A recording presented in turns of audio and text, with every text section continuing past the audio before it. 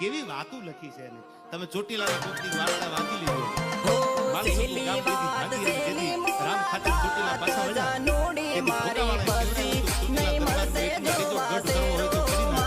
પણ ગણ્યા દીમાં જો ચોટીલાની માથે જો મીઠાના હળનું આકું તો હું દરબાર ભોકાવાળો નો કહેવાઉં.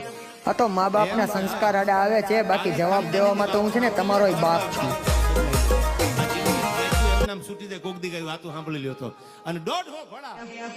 આ તો મા બાપના સંસ્કાર આડા આવે છે, બાકી જવાબ દેવામાં તો હું છે ને તમારો બાપ છું.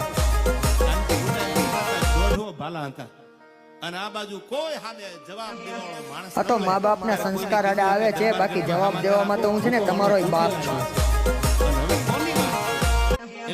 આ તો મા બાપના સંસ્કાર આડા આવે છે, બાકી જવાબ દેવામાં તો હું છે ને તમારો બાપ છું.